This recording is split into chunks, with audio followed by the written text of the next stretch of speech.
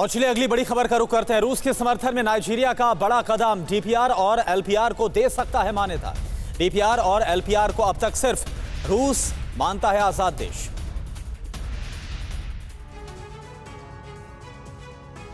बाईस फरवरी को पुतिन ने लुहांस्क और डोनेत्स्क को अलग राष्ट्र की मान्यता दी थी और इसी फैसले के साथ रूस यूक्रेन के बीच जंग छिड़ गए।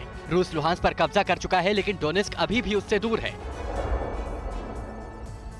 लेकिन इस बीच नाइजीरिया ने डीपीआर और एलपीआर को मान्यता देने का ऐलान कर दिया है। नाइजीरिया के राजदूत अब्दुल्ला शेहू ने कहा कि अगर लुहांस्क और डोनेत्स्क को मान्यता देने की अर्जी दी जाती है तो नाइजीरिया इस पर विचार करने को तैयार है।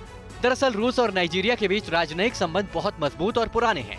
ये रिश्ता 25 नवंबर 1960 से जारी है। 1967 और 1970 के बीच नाइजीरियाई गृह युद्ध के दौरान यूएसएसआर ने नाइजीरियाई सरकार को राजनीतिक और सैन्य सहायता प्रदान की थी। ऐसे में नाइजीरिया ने सबसे पहले डोनेत्स्क और लुहांस्क को मान्यता देने का इरादा जाहिर किया है।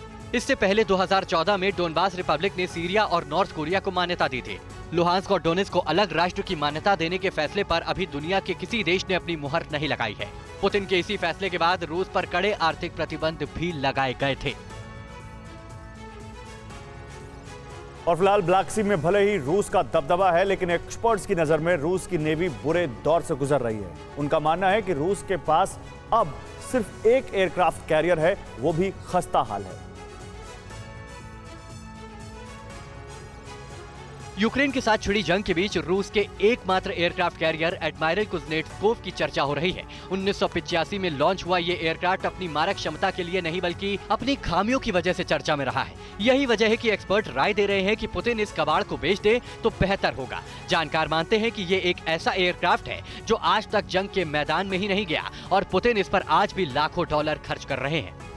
एक्सपर्ट्स ने पुतिन को इस बात से भी आगाह किया है कि यूक्रेन की जंग जमीन पर लड़ी जा रही है। ऐसे में पुतिन समंदर से जंग लड़ने का ख्वाब ना देखें, क्योंकि जबरदस्ती शुरू की गई इस जंग में रूस को कई झटके लग चुके हैं और रूस इस स्थिति में नहीं है कि वो ब्लैक सी को बेस बनाकर यूक्रेन पर हमला कर सके।